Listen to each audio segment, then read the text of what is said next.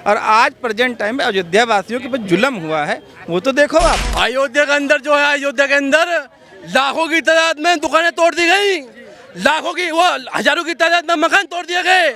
इतना कुछ नुकसान हुआ अयोध्या के वहाँ पे। ये बैसाखी का सरकार है। ये ऐसे नेता पे भरोसा कर रहे हैं जो बंदा एक साल में, एक कार्यकाल में 3 बार ऑलरेडी पलट चुका है। उसका कोई भरोसा नहीं कि 6 महीने पलट जाए कि 3 महीने पलट जाए। 10 फुट जमीन का आपने दिया 1 लाख रुपया, वहाँ से 3 किलोमीटर टेढ़ी मोड़ पड़ता है, उतनी जमीन आप 15 लाख रुपए दे रहे हो, कैसे ले लेगा आदमी वो? 10 लाख रुपए आप यहाँ दे रहे हो और यहाँ से 3 किलोमीटर जाके 15 लाख रुपए की दुकान वही मिलेगी, कैसे ले लेगा आदमी? सर, सपने देखने का सबको अधिकार है, सपने देखते रहें, सपने देखने के पैसे थोड़ा है।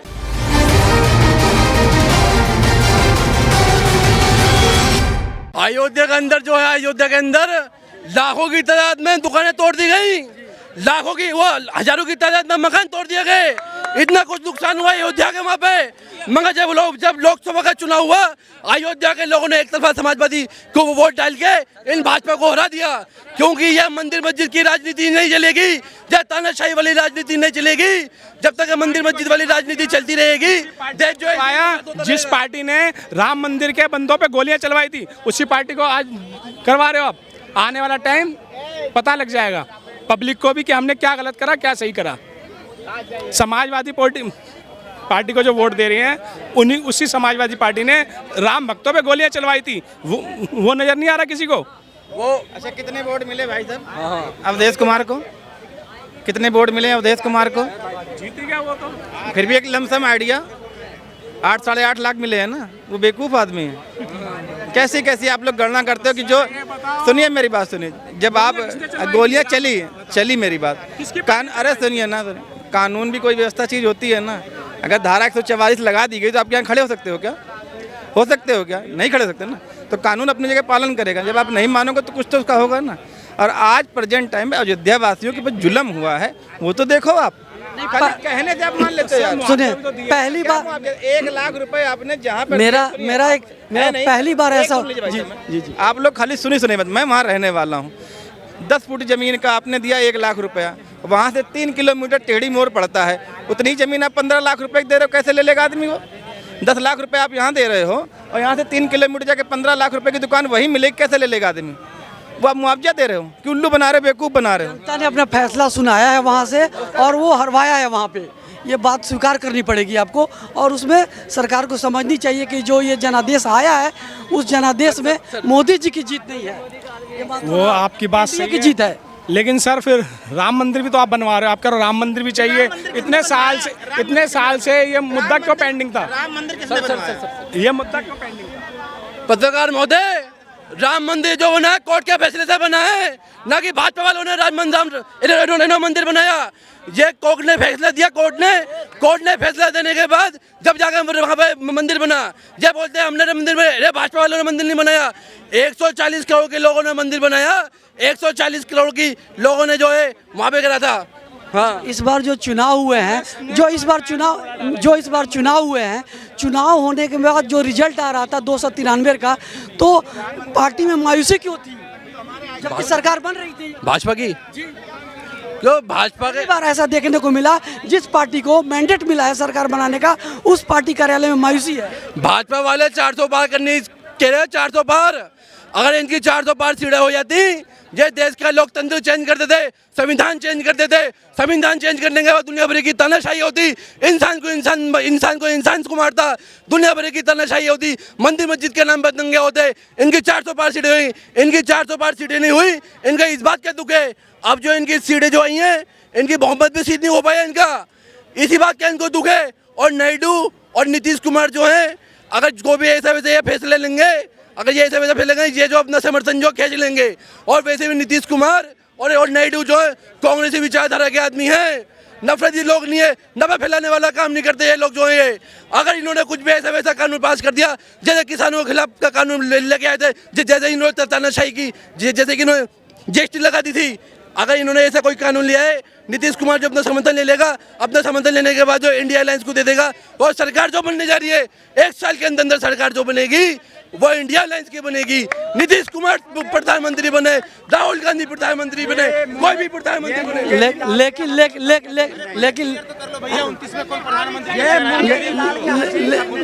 लेकिन एक चीज बताओ, जिस आप चंद्रबाबू नायडू की बात कर रहे हो और नीतीश की बात कर रहे हो, वो शपथ ग्रहण के दिन तो उनके चरण छू रहे थे।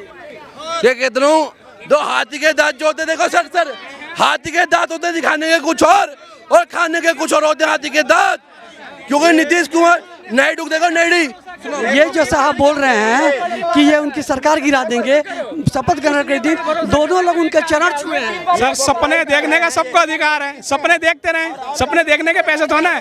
ये सरकार 5 साल चलेगी और मैं दावे से कह रहा हूं पूरी चलेगी। मोदी जी बड़े सुलझे हुए आदमी हैं, बड़े तरीके से वो चंद्रबाबू नायडू को भी, नीतीश कुमार को भी, सबको साथ लेकर चलेंगे, सबका साथ सबका विकास। विपक्ष ये कह रहा है कि मोदी जी को गठबंधन चलाने का अनुभव नहीं है, वो नहीं चला पाएंगे। इतने अनुभवी आदमी को जो लोग ऐसी बातें करते हैं वो खुद ही अनुभवी नहीं है। मोदी जी अनुभवी हैं और वो बड़े प्यार से ये सरकार को चलाएंगे, सबका साथ सबका विकास। जब वो मुख्यमंत्री रहे गुजरात के तो भी पूर्ण बहुमत में रहे, और जब ये सत्ता यहाँ उनको देश के प्रधानमंत्री बने तो भी पूर्ण बहुमत में रहे। वो गठबंधन में कभी नहीं सरकार चलाया उन्होंने। अब की बार देख लेंगे ना सर, चला के दिखाएंगे सरकार वो। ये बैसाखी का सरकार है। ये ऐसे नेता पे भरोसा कर रहे हैं जो बंदा 1 साल में, 1 कार्यकाल में 3 बार ऑलरेडी पलट चुका है। उसका कोई भरोसा नहीं कि 6 महीने पलट जाए कि 3 महीने पलट जाए, क्योंकि ऑलरेडी पलटू राम बोलते, तभी तो नाम उसका पलटू राम है। ये उस पर भरोसा कर रहे हैं, उसका कोई भरोसा नहीं है। कम से कम 6 महीने टाइम स्पेंड तो होने दो, देखो क्या होता है। मतलब ये है कि सरकार मोदी जी का नाम के लिए बनी है, एक्चुअल में वो एनडीए है, एनडीए गवर्नमेंट। एंड जैसे आप बोलते हो ना कि इंडिया गवर्नमेंट, वैसे है NDA government, no Modi government. मुझे बताइए, जो मोदी की सरकार थी और जो एनडीए की सरकार बनी, उसमें क्या अंतर रहेगा? उसमें क्या था, फुल बहुमत था, इसमें बहुमत नहीं है इनका, इसीलिए एनडीए गवर्नमेंट बोला जा रहा है। नहीं, सरकार में क्या फर्क होगा, कार्य रूप में क्या फर्क आएगा? कार्य रूप में बहुत फर्क आएगा। अकेले मतलब पहले तानाशाही था, अपने मन से जो चाहता था वो करते थे, अब नहीं कर पाएंगे। मानते हैं कि तानाशाही को लोगों ने रिजेक्ट किया है, तभी तो रेशियो इतना नीचे आया। और पत्रकार में होते, अगर इंडिया अलायंस की सरकार बन जाती है, जितने भी लोगों पे अत्याचार हो रहा है, जितने भी किसानों पे अत्याचार हो रहा है, सारा खत्म हो जाएगा।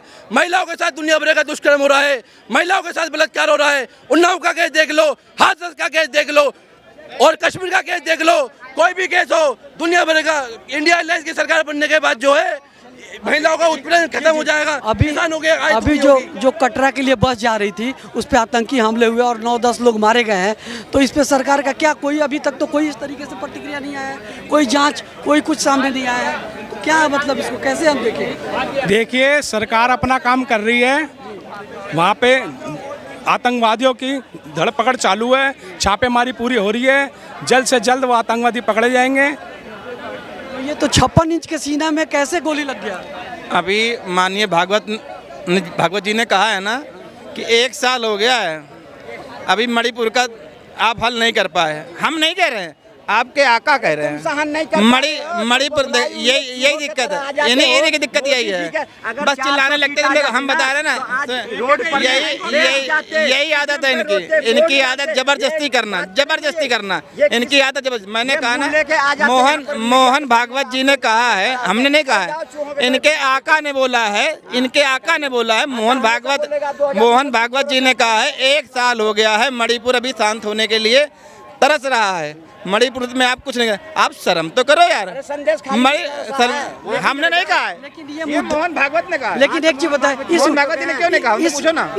इस मुद्दे के ऊपर तो बीजेपी को आना नहीं चाहिए। 242 वही मैं कह रहा हूँ, हम नहीं कह रहे। देखिए, आपके आका हैं, राष्ट्रीय स्वयं सेवक दल आपकी आका है, आपकी जननी है, उसने आपको एक आरोप लगाया। हमने मोहन भागवत जी ने कहा है कि मणिपुर मोहन भागवत जी ने कहा है, शर्म नहीं तुम्हें अंदर ना, शर्म होनी चाहिए तुम्हें, शर्म हो तुम्हें होनी चाहिए। मोहन भागवत की भी सुन रहे हो आपने, 1 घंटे गए आप। इनसे सवाल लेता हूँ, ये अभी बताइए जो बताएंगे जो नहीं। बस जा रही थी कटरा के लिए, तो कटरा के लिए जा रही थी बस, जिस प्रकार से मोदी जी का कहते हैं कि हमारा 56 इंच का सीना है, हमारे रहते कोई उंगली नहीं, आंख नहीं दिखा सकता, उसके ऊपर आतंकी हमला हो गया। देखो कैसे हो गया? धारा 370 हटने के बाद एकदम आप क्या होगी, जो कश्मीर में जो धारा 70 हटे तो काफी दिन हो गए। हट हो गए, जो भी चीज अब इन लोगों को कोई चाहे नहीं, और आप लोगों को कोई जरा सी बात घटना हुई है आतंकवाद।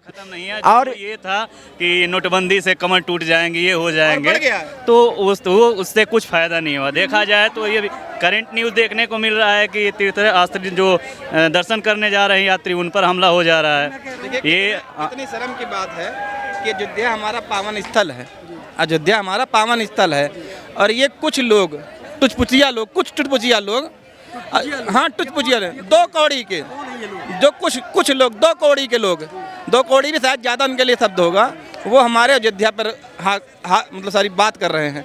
अयोध्या पहले भी हिंदू का धर्म था, है और रहेगा। आपके हार और जीत से अयोध्या पे कुछ फ़र्क नहीं पड़ता। जितना आप अयोध्या पर जाते हो, चढ़ावा चढ़ाते हो ना, उससे ज़्यादा वहाँ भंडारा तुम्हारे जैसे 2 कौड़ी लोग को भंडारा करा दिया जाता है। अयोध्या वासियों के लिए तुम ऐसे बोल रहे हो ना कि तुम्हारा पाप अभी ये लगा है ना। अयोध्या जिस दिन और विकसित होगी, मान लीजिए आपकी सरकार है, आप उसे विकसित करें, लेकिन सरकार बदलेगी ज़रूर, आज नहीं तो कल, नहीं तो 6 महीने बाद। और अयोध्या में इससे अच्छा डेवलपमेंट होगा, प्रभु राम की कृपा से होगा, बजरंग बली की कृपा से होगा। आज आप भूल गए राम को, आज जगन्नाथ करने लगे। जगन्नाथ की भी जय थी, लेकिन आज आपने जैसा भेदभाव किया भगवान के नाम ना, भगवान सब देख रहा है। उसके घर में देर है लेकिन अंधेर नहीं है। लेकिन एक चीज बताओ, सरकार को तोड़ करना, तोड़ फोड़ करना, पार्टी को तोड़ फोड़ करना, इसमें तो ये लोग एक्सपर्ट हैं इसको कैसे रोक लो? माननीय स्वर्गीय अटल बिहारी वाजपेयी जी ने कहा था कि ऐसी तोड़ फोड़ की सरकार को हम चिमटे से नहीं सुनना चाहते। तो अटल बिहारी वाजपेयी ने कहा था, लेकिन इसके तो ये लोग महारत हैं। यही तो इनके अंदर कमी है कि जिस अटल बिहारी वाजपेयी ने, अडवाणी जी ने अपने खून पसीने से ये भारतीय जनता पार्टी तैयार की थी, उसके लिए भारत रत्न दे तो दिया। उसको सुनिए ना, उसको आपने मोदी सरकार बोल दिया है। भारतीय जनता पार्टी का नाम आप नहीं लेते हैं। आज भारतीय जनता पार्टी अगर पार्टी है तो मोदी जी है, मोदी जी से भारतीय जनता पार्टी नहीं है। आज आप केवल भारतीय जनता पार्टी को बदनाम करने के लिए मोदी मोदी मोदी मोदी है क्या? मोदी एक भारतीय जनता पार्टी के कार्यकर्ता है, उसके बाद आप प्रधानमंत्री बने हैं।